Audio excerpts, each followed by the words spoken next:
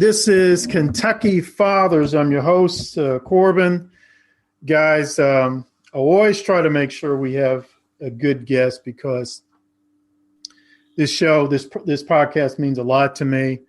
I'm a father, and obviously, like most people, I had a father, and and I know a lot of men through the different things that I do, and I tell you, if you really want to learn something about a man, ask him about his father, and if he's a father, ask him about his children and his whole thinking about fatherhood. I have with me today Mr. Jason Griffith. This brother played a key role in having a piece of legislation passed that was very, very important, extremely important. I don't think it really got the coverage it deserved. I think it's House Bill 528. I think that's what they called it. And this brother, he played a role in getting that passed and contacting different legislators and things of that nature. And this all happened under the Bevin administration. So what I want to do is now just sort of, since he's new in our podcast, we've never had him before, I just want him to talk a little bit briefly about his background. Brother, you said you were born in Owensboro, that's right? Yes, sir. Owensboro, Kentucky. Raised in Louisville. What high school did you graduate from in Louisville? I graduated from Fairdale High School. Okay. 98. High school. And after you graduated, what did you go to the military, go to college, start a business? I went to, I went to Ivy Tech, which was in Salisbury, Indiana. I worked at a couple of hardware stores, and then ended up at a recovery center called Providian. And then I got introduced to Toyota Motor Manufacturing in 2002, and then I got hired on in 2003, and I've been out there ever since. Okay, and I've been out there for 18 years. 18 years, and you're married right now, and you and your wife got a couple of businesses. Mm-hmm. Is that correct? Great. Yes. Ma'am. But brother, tell us about this bill, and then we're going to make the connection between you and this bill. Go ahead. Well, this bill is so powerful, and just like how you mentioned, that it doesn't get the credit it deserves. This bill puts a winning path for not only the child or children, but it puts in the winning path of the parents. It gives an opportunity for the judge to look at both mom and dad and put them on an equal playing field. So it's supposed to be designed to start high up there first, and then work its way down if it needs to be, if there's domestic violence or if there's anything that's going to harm the child. However, but it improves every situation, and it's been documented that it has improved on domestic violence issues. It's improved on co-parenting. That's the big key right there of co-parenting, because how can you co-parent when things is not fair? So this puts a glue for co-parenting where mom and dad can share the same equal power to basically help their child succeed. So that's beautiful what you just said. This is about co-parenting. If the man and the woman don't get along, they divorce, they separate, whatever they do, they're still mom and dad. Exactly. And that child, more often than not, he don't care. I want to see daddy. I want to see mama, I just know mom and dad. I need you to. Now, if y'all ain't getting along, that's your business. Put that in a box somewhere. But I need, speaking as a child, mom and dad. And it amazed me when I looked at that bill. It amazed me because I was like, what is wrong with our family court system that it wouldn't start with that premise? What do we have to do to keep mom and dad involved in the raising of this child? Am I getting that right? Yes. And this is what this bill addressed. And you talked about documentation. When I was going through my divorce and our daughter, Sarah, I took her to counseling, And the counselor said to me, no, actually, she wrote a letter to the judge. She said, if these two cannot get along, if they cannot co-parent, you need to force them to learn how to co-parent, because that is always in the child's best interest. Mm-hmm. I was stunned. I said, are you serious? She said, yes, sir. Co-parenting is always best for the child. And that's the foundation of this bill. Is that correct? Yes. Now, most definitely. And with you on a personal level, why'd you get involved? Why is this such a connection to you? Well, I went through a separation, and what really struck me, because I've had 4 attorneys, and it seemed like every attorney that I had was like working with the other side. Really didn't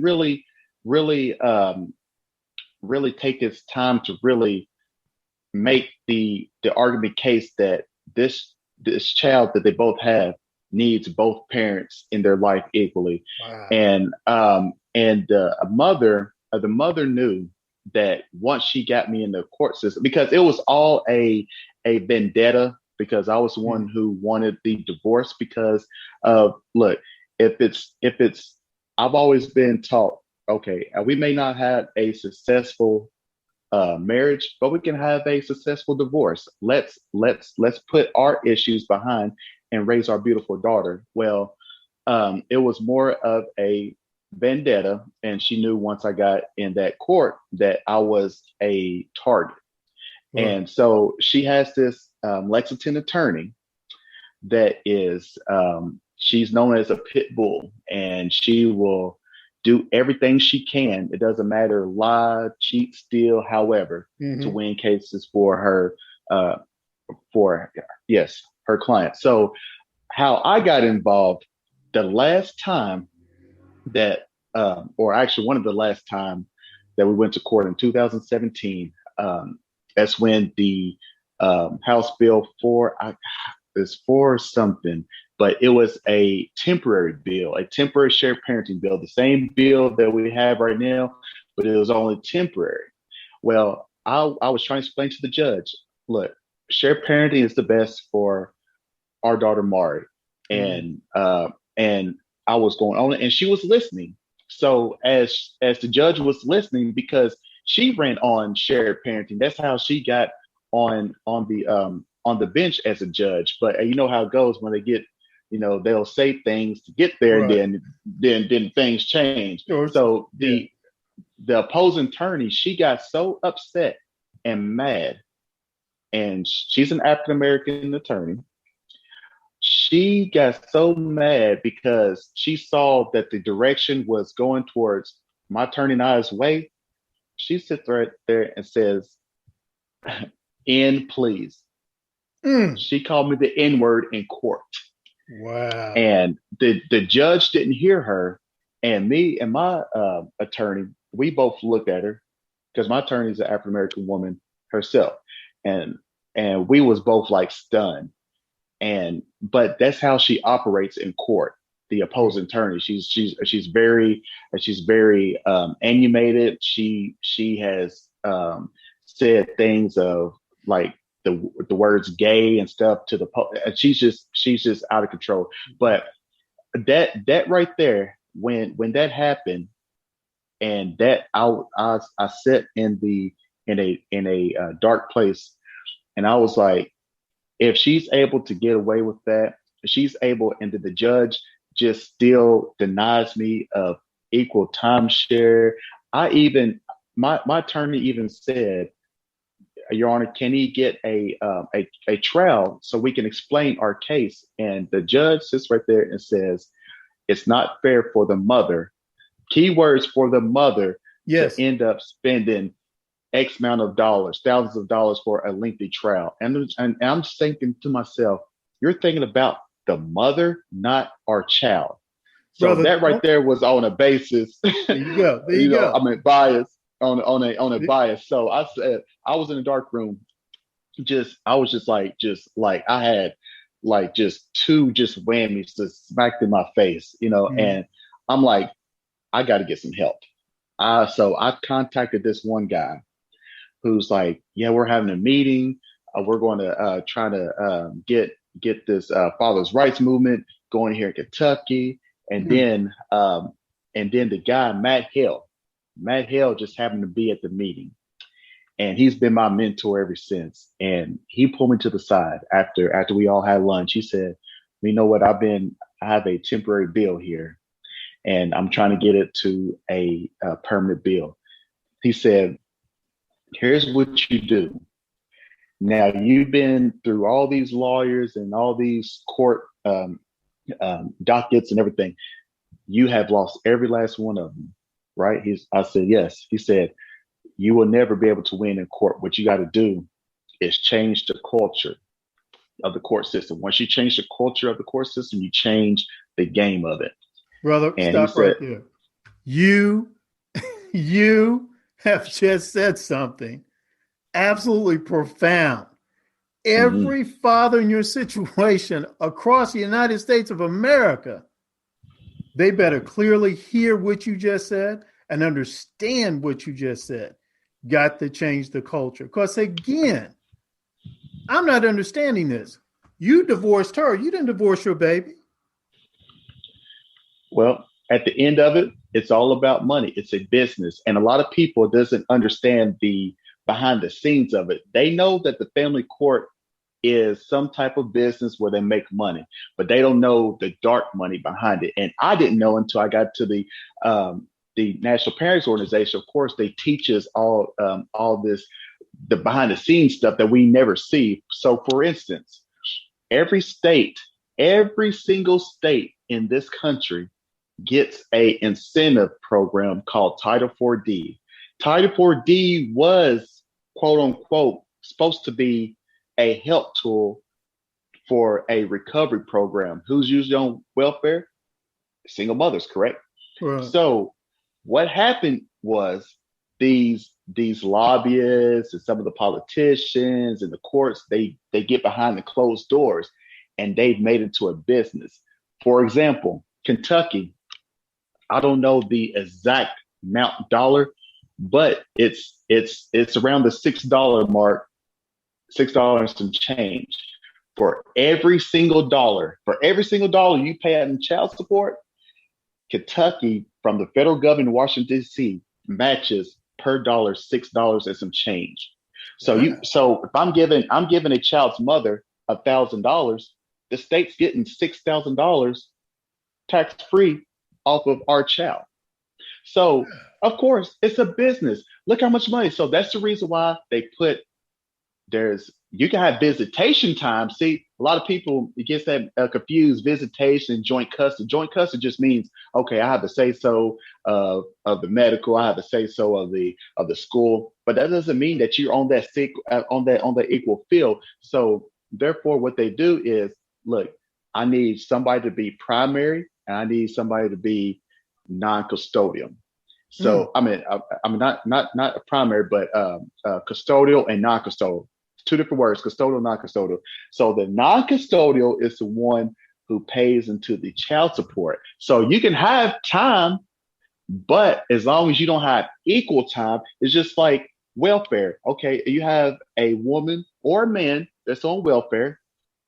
As soon as they find out there's another man that's living in the house, what happens? Gets kicked out the welfare, right? Okay, Right. same as this shared parenting. If you have both parents that say they want equal 50-50 and they come together, that offsets that child support. So therefore they can't make money. That's the reason why they don't want Hey, shared parenting in these states because it's money. It's $1 billion brother, industry and brother, let me it's ask you, amazing. brother, let me ask you something. Do you have security? Because when Yeah. you start messing with people's money, man, they won't get upset. that Well, and I, yeah, what you've just said, I mean, that is, oh my God. I'm yeah, gonna, oh my, that's a lot. That's a lot. What you say? I hope you got yes. some good security, bro. Yeah, and Man, honestly, I think that like I just went back to family court last week over dumb stuff that my child's mother keeps. oh well, I don't want our child to go to his business, or she makes up all this. She takes my daughter at 9 o'clock to the emergency room for a strep throat. Didn't even tell me. You could have took her to the urgent care. She's not going to get sick at no 9 o'clock.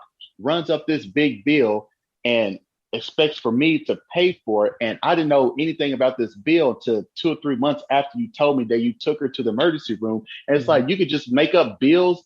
And a lot of things is you affect a lot of things that happens in family court just don't affect the situation right there. It affects people's homes. It affects my home. Yes. Where I have to explain to my wife, oh, well, I got to pay this medical bill, something that could have been prevented because she wanted to make this big bill. So that's just headaches after headaches. And that's caused from not having shared parenting. When you have that shared parenting, you eliminate that other person with the upper hand.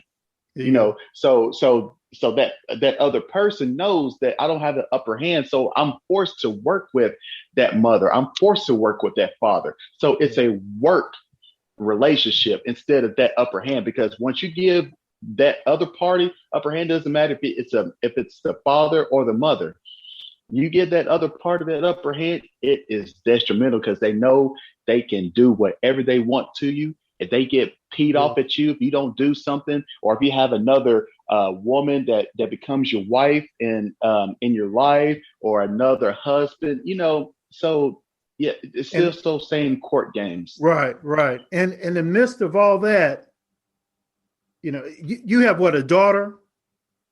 I have a daughter, 10 years old. You have in the midst of all that, we need, shared parenting is best for your baby. It's best for your daughter. She needs that. She needs exactly. Mom. Exactly. So we can play. It's my child's mother knows. My child's mother knows that shared parenting works because you know why? She has 2 other kids, but 2 different previous relationships. One of her oldest son's father was never in his life. She never went after him for money, nothing, just left him alone. The second child's father, when they split up, they was never married. She dated this man for 17 years, never married him, nothing. Gave him shared parenting, no child support, and he could claim their son on their taxes every other year. And he did not do nothing. When I tell you he didn't do nothing for his son, he didn't do nothing. It was me taking care of both of her sons. But with me, it's all because he works at Toyota and he's doing this and doing that. So they take advantage of that. And then when I get in front of the court, they make you seem like you've done something wrong. For you to be in this court, you've done something wrong. So I don't care what you've done. Let's talk about the money, because the very first thing that came out of her lawyer's mouth was child support. How can we get this income on child support? That's all they care about, because Kentucky's a no-fault state. Right. So don't care about your baby, man. Don't care about your baby. Not bringing what's best with your baby. And I can say to folks, from my personal experience in the books I've read, like Fatherless America by David Blankenhorn, children need their daddies. And if you have a man like you who's saying, hey, I want to be daddy, I want to be there for my child from now till my last breath, that is what always works out best for the child. My father died when we were young. And my sister's a grown woman with 8 children. And brother, she talks about our father like he died yesterday. Mm-hmm. She talks about him all the time with great. Mm-hmm. That's the kind of positive impact as a father he had on my little sister. Mm-hmm. And that's what's going to be with you, and your daughter. Mm-hmm. Who cares about what? She ain't going to be talking about, Daddy missed a child support payment. No, she's going to talk about that time, the Daddy. Memories with Dad. Right. Absolutely. And then when you pass on, she's going to be more, my daddy's gone. I wish he was here. She ain't going to be talking about no daggone child support. It's not going to be. She ain't daddy. And And that's what this, and I'm so glad you worked on this bill and you got it passed so that, other fathers like you, I'm working on we're working on all these states. You have no idea how many inboxes I have of fathers, and they know that Kentucky is leading the charge in shared parenting. I can show you clips on courts where them fathers is like, why can't Kentucky do it and lead the shared parenting, but our state can't do it. What are we doing wrong that Kentucky's doing right? And wow. at the end of it, man, it's all about money. They make so much money. That's a part of their budget. That is a part of their budget. And I'm telling you, I'm gonna leave you with this right here too. That these court systems, they know cycles. It's all about that cycle. They know if they have a child that's grown up in a broken home, usually, most likely, that child is going to grow up, and then their home is going to be broken when they get children and stuff. So it's just almost like a family on welfare for generations. That generation curse. Right. You just pass it on. You know what I'm saying? Like I look at these young girls, like they look at their mother getting dogging their father. He ain't nothing. He ain't this, that. So that daughter is like trapped, and then like wow. And then when she grows up, my mom had my dad on child support. He wasn't nothing. You ain't gonna be nothing. It's just some cycles that keeps them in that family court to make that money. It's a money making machine. And I'm telling you, that shared parenting, I got all documents and proof of how it has cut down on court appearances and everything. And they don't want that. That's the reason why that my ex-wife can and say some silly stuff like, oh, he works too much overtime, just to get me in there. So you get these attorneys paid and stuff. Well, maybe we need to go to mediation. No, we don't need to do all that. All the judge has to do is just use the common sense and see that she's a high conflict person. Is that child in danger? Is that child, nothing? No. Right. Okay, keep it moving. But they can't. They got to come up with something. Well, we're going to look at it. No. But see, again, that's what shared parenting does. That eliminates all that right there. And I'm telling you, if all these states have shared parenting, the family court would probably not be in existence. And the family court just needs to be in place for stuff like child abuse or something that harms the child. Not no, exactly. How much money can we get off of him? So we're just going to just give you just about like every other weekend and 1 day, 2 days, two or 3 hours, and no. So, brother, you have this is fantastic. I can talk about this. This is my passion. I know you can. I work with kids. Yes. And I'm going to, by any means necessary, to make sure that these kids grows up with fathers and mothers, and even if the fathers is not in their lives, whatever, put more mentors. These young men needs mentors. These young ladies need mentors. Things happen. A mother, father may pass, whatever. But that family court is breaking down families and they don't care. It's a business to them. So, brother, I want to thank you for being on. This is Kentucky Fathers podcast. I'm your host, Corbin, and we've just spent a fantastic amount of time with Jason Griffith. This brother has been throwing out the information, the knowledge, the wisdom. Folks, you've got to listen to this interview, not once, not twice, but 3 times, and pass it on to every father that you know. Get it out there. And here in Louisville, folks, we vote for these family court judges. I want you to listen to this interview by Jason Griffith, share it, and then the next time you go vote, you bear that in mind, what he just said. And Brother Griffith, we want to thank you so much for being in the forefront of this. I don't have to tell you to keep on doing what you're doing. You're going to keep on doing what you're doing. Most definitely. It's in my blood. Brother, it's a blessing that we have you here in Kentucky. I need to stop it here. I will be in touch with you, brother. All righty. Thank you, man.